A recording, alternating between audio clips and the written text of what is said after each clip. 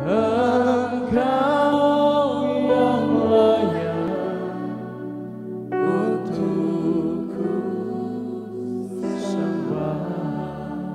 Saudara, saya bersyukur hari ini kita boleh merayakan, memperingati daripada Jumat Agung.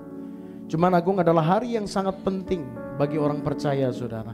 Yesus Kristus wafat di atas Golgota.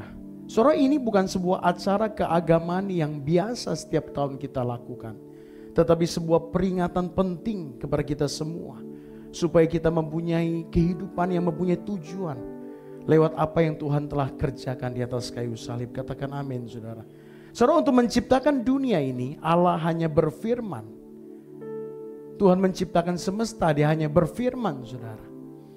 Tetapi untuk menyelamatkan saudara dari lembah dosa, dia harus memberikan segala sesuatu. Kristus Yesus buat kita semua. Di dalam Yesaya 43 ayat keempat berkata, oleh karena engkau berharga di mataku dan mulia, dan aku ini mengasihi engkau, maka memberikan manusia sebagai gantimu dan bangsa-bangsa sebagai ganti nyawamu. Katakan amin. Katakan kepada kiri kanan saudara, karena kamu berharga.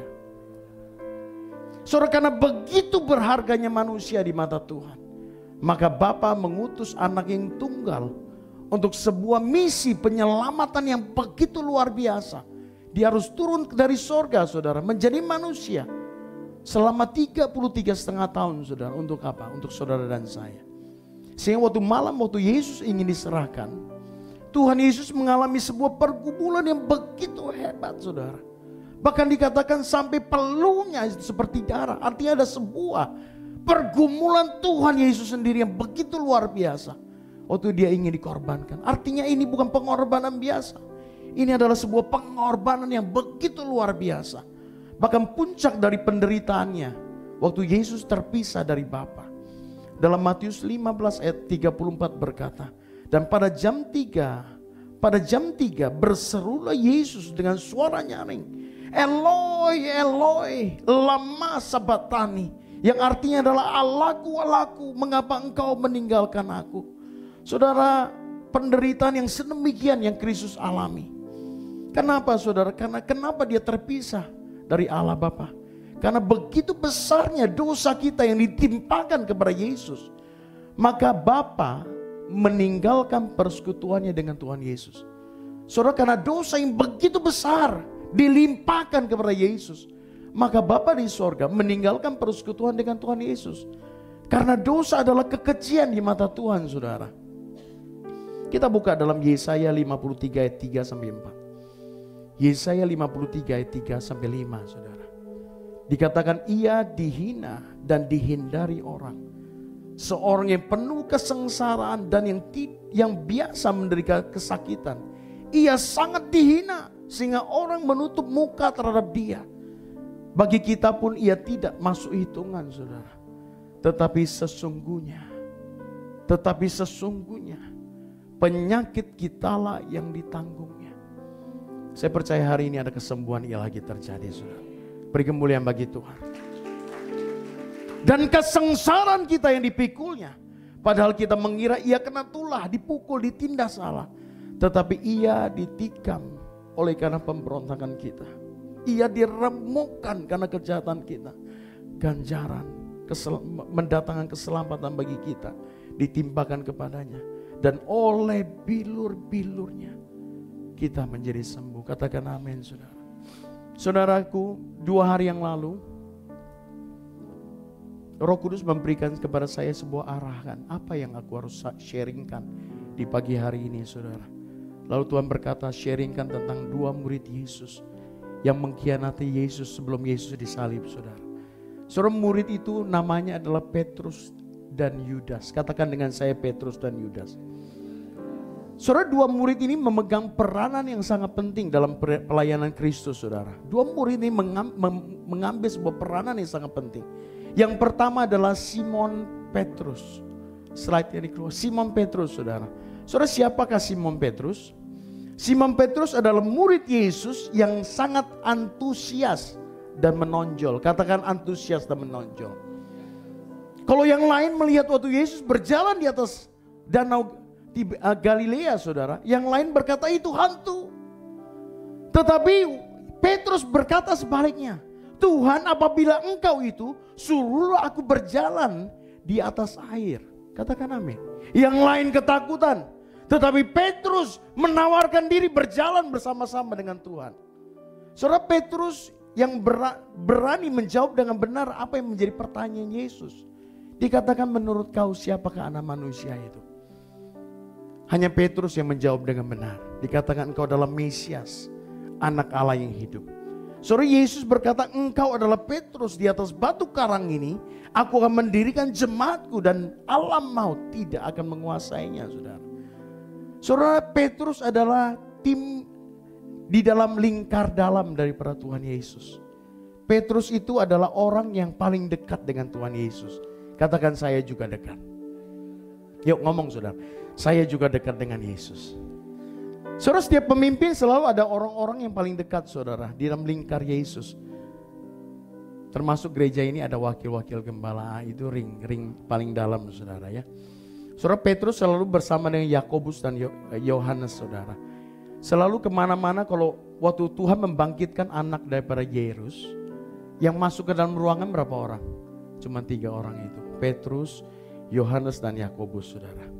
Saudara, waktu Yesus bawa mereka ke atas gunung Tabor, yang dibawa siapa murid-muridnya? Cuma 3 orang itu dong.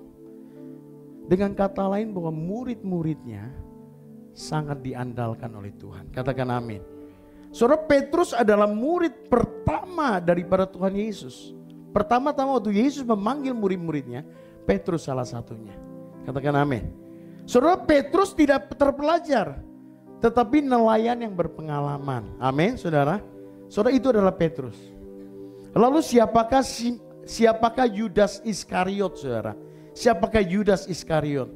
Saudara, di kalangan Kristen, Yudas adalah orang yang tidak disukai dan dibenci. Amin. Betul gak saudara? Suka gak nama Yudas saudara?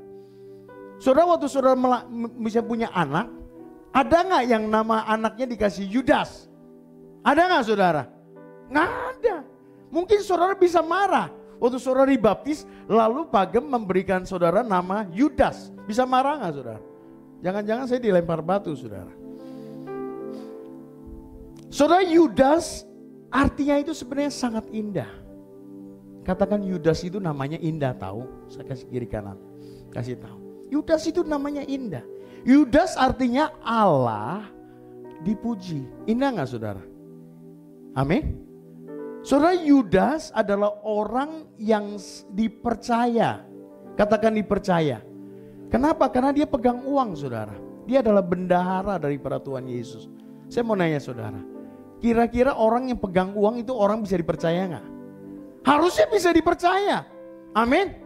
Seharusnya Yudas adalah orang yang Tuhan Yesus percaya. Tidak seperti Petrus, Yudas adalah orang yang terpelajar. Makanya Yudas dikasih pekerjaannya apa? Bendahara saudara. Bendahara itu harus bisa menghitung. Kalau gak bisa hitung bagaimana jadi bendahara saudara. Nah saudara, itu adalah kedua daripada murid Yesus. Nah saudara, yang menjadi persamaan antara keduanya adalah sama-sama pernah ditegur keras sama Tuhan Yesus. Katakan, ditegur keras. Saudara, Tuhan Yesus menegur Petrus waktu dalam Markus 8 ayat 31 sampai 33 saudara. Kemudian mulailah Yesus mengajar kepada mereka bahwa anak manusia harus menanggung banyak penderitaan dan ditolak oleh tua-tua, imam-imam kepala, ahli-ahli Taurat, lalu dibunuh, dibangkitkan sesudah 3 hari. Hal itu dikatakan terus terang. Tuhan Yesus ngomong terus terang saudara. Tetapi Petrus menarik Yesus ke samping. Lalu apa? Dia menegur saudara. Menegur siapa? Yesus. Tuhan, jangan ngomong gitu terus dong. Jangan gitu terus dong. Tetapi di ayat yang ke-33 berkata, maka berpalingnya Yesus dan sambil memandang murid-muridnya, ia memarahi Petrus. Katanya, anyalah iblis. Sebab engkau bukan memikirkan apa yang dipikirkan Allah, melainkan apa yang dipikirkan manusia saudara. Saudara, dalam itu tadi adalah terjemahan baru, tetapi di dalam Alkitab yang terbuka dikatakan, tetapi setelah menoleh melihat murid-muridnya, Yesus menegur Petrus berkata, pergi daripadaku setan. Wow. Saudara, kira-kira Petrus gimana saudara? Kaget dia saudara. Barusan Tuhan bilang, katakan bahwa kunci alam maut telah diberi, kunci kerajaan surga telah diberikan kepada dia. Tetapi setelah itu Tuhan katakan, pergi daripadaku setan. Sebab kamu tidak memikirkan perkara-perkara dari Allah, tetapi perkara-perkara manusia. Saudara, itu yang terjadi saudara. Yesus menegur juga Yudas Iskariot. Setelah Tuhan menegur Petrus, Tuhan juga pernah negor yang namanya Yudas saudara. Artinya dua-duanya itu pernah ngalami yang namanya dengan kecewa. Saudara di sini yang siapa yang pernah kecewa? Atau tidak pernah kecewa angkat tangan? Yang tidak pernah kecewa angkat tangan. Semua pernah kecewa saudara. Saudara, ini Yudas juga pernah kecewa. Di dalam Yohanes 12 ayat 1-8 berkata, 6 hari sebelum Paskah, ini selalu dekat-dekat dengan penyaliban Kristus saudara. Jadi kondisi hati mereka itu sedang galau. Katakan jangan banyak galau. 6 hari sebelum Paskah, Yesus datang ke Betania, tempat tinggal Lazarus yang dibangkitkan Yesus di antara orang mati. Di situ diadakan perjamuan dan untuk dia dan Marta melayani. Sedang salah seorang yang turut makan dengan Yesus adalah Lazarus. Maka Maria mengambil setengah keti minyak narwastu murni yang mahal harganya. Lalu meminyaki kaki Yesus dan menyekanya dengan rambutnya. Dan bau minyak semerbak di seluruh rumah itu. Tetapi Yudas Iskariot, Yudas saudara. Jadi waktu itu Tuhan sedang makan di rumah Marta, Maria, Lazarus. Tiba-tiba Maria, dikatakan Marta melayani. Jadi Marta gak berubah. Marta tetap melayani saudara. Marta gak pernah duduk di bawah kaki Yesus. Tetapi yang berubah adalah Maria. Maria mengambil setengah keti, artinya sesuatu yang dia tabung seumur hidup dia saudara. Lalu dia mulai menuangkan ke atas kepala Yesus, lalu meminyaki kaki Yesus, lalu menyekanya dengan rambutnya saudara. Saudara, orang lain yang berkati Yesus, Maria yang berkati, tetapi yang jadi gusar itu Yudas saudara. Saudara, banyak gak orang kayak gini? Katakan di sini gak ada yang kayak gitu. Ayo ngomong saudara, di sini gak ada yang kayak gitu. Saudara, Maria yang memberi, tetapi Yudas yang gusar saudara. Tetapi Yudas Iskariot, seorang dari murid-murid Yesus yang akan segera menyerahkan dia, berkata, mengapa minyak narwastu ini tidak dijual 300 dinar dan uang diberikan kepada orang-orang miskin? Di dalam keterangan ayat yang ke-6 berkata, hal itu dikatakan bukan karena ia memperhatikan nasib orang miskin, melainkan karena dia seorang pencuri. Dia sering mengambil uang yang disimpan dalam kas yang dipegangnya saudara. Maka Yesus menegur Yudas, biarkanlah dia melakukan hal ini mengingat akan hari penguburanku. Karena orang-orang miskin selalu ada pada kamu, tetapi aku tidak akan selalu ada pada kamu. Katakan amin. Saudara, dua-duanya mengalami yang namanya dengan kecewa, ditegur sama Tuhan saudara. Saudara, menurut saudara, teguran yang lebih keras Petrus atau Yudas? Coba ngomong sama kiri kanan, coba yang mana? Petrus atau Yudas? Yang dipanggil pergi kau setan? Atau cuma hanya ditegur sedikit saudara? Kamu jangan mengganggu perempuan ini, dia sedang melakukan sesuatu yang sangat baik. Yudas atau Petrus? Loh, suaranya kencengan dikit. Yudas atau Petrus? Petrus saudara. Sama-sama, saudara, bersama-sama keduanya adalah Tuhan juga memberikan peringatan saudara. Amin. Sebelum mereka mengkhianati atau menjual Yesus, sama-sama Tuhan juga memberikan mereka peringatan untuk bertobat saudara. Saudara-saudara, coba saudara lihat di dalam Matius 26 ayat 34 sampai 35. Matius 26 ayat 34-35. Saudara, waktu Yesus berkata seperti itu, Petrus kecewa. Di dalam Matius 26:34 berkata, Yesus berkata kepadanya, aku berkata kepadamu, sesungguhnya malam ini sebelum ayam berkokok engkau telah menyangkal aku 3 kali. Saudara, Yesus memberi peringatan kepada Petrus, berjaga-jaga. nanti kamu akan mengkhianati aku, kamu akan tidak mengakui aku. Tetapi yang terjadi malahan Petrus berkata begini saudara. Lalu kata Petrus kepadanya, sekalipun aku harus mati bersama-sama dengan engkau, aku tidak akan menyangkal engkau. Semua murid-murid yang lain pun berkata demikian. Saudara, Petrus selalu yang menjadi yang terdepan saudara ya. Petrus selalu jadi yang terdepan. Saudara, kalau Tuhan Roh Kudus memperingatkan sesuatu, jangan sok kuat. Ngomong sama kiri kanan, jangan sok kuat. Kalau Tuhan ngomong sesuatu, berjaga-jaga. Amin. Petrus bilang, enggak mungkin Tuhan. Yang lain boleh tinggalkan engkau. Tetapi kalau aku mati sama engkau. Saudara, tetapi kenyataannya lain saudara. Yudas Iskariot saudara.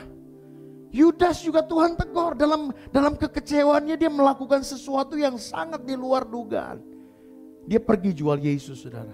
Dikatakan begitu Tuhan menegur Yudas, di dalam Matius ayat berikutnya dikatakan apa? Yudas pergi menjual Yesus.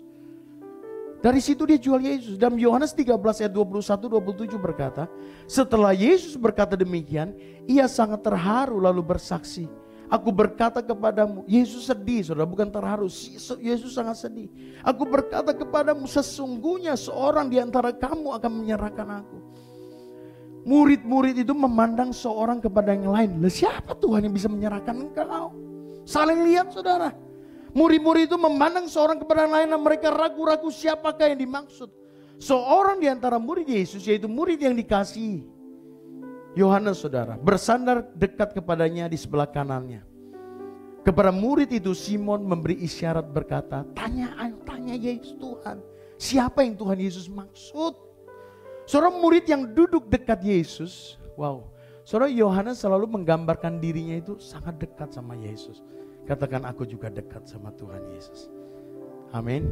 Jawab Yesus, dia yang kepadanya aku akan memberikan roti sesudah aku mencelupkannya.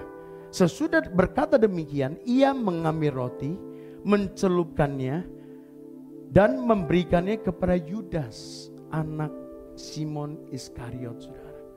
Saudara, waktu Yesus mengambil roti itu lalu dia celup, yang aku berikan itulah yang mengkhianati aku. Saudara, sebenarnya malam itu Tuhan Yesus sedang tegar Yudas. Yudas, aku tahu apa yang kamu perbuat. Tetapi hari itu dikatakan di dalam ayat 27, dan sesudah Yudas menerima roti itu, ia kerasukan iblis. Maka Yesus berkata kepadanya, apa yang hendak kau perbuat, perbuatlah dengan segera. Saudara, Tuhan Yesus bukan berarti, Yudas kamu sono jual aku. Enggak. Tuhan katakan segala sesuatu aku serahkan sama kamu. Saudara, mungkin Yudas waktu diberikan roti itu, Yudas marah-marah. Masa Tuhan kau menuduh aku? Saudara, Yudas tidak bertobat. Yesus sedang berkata kepada Yudas, Yudas, aku tahu apa yang kamu perbuat di luar. Maksud daripada Tuhan adalah Yudas bertobat. Yuk ngomong sama kiri kanan, bertobat. Saudara, dua-duanya diberikan peringatan sama Tuhan. Katakan amin. Saudara, saya percaya kita semua diberi peringatan sebelum kita buat dosa, saudara. Tetapi yang terjadi dua-duanya diberikan kesempatan yang sama, tetapi respon untuk bertobat tidak terjadi, saudara. Keduanya hati mereka dikuasai oleh gengsi dan daging yang begitu kuat.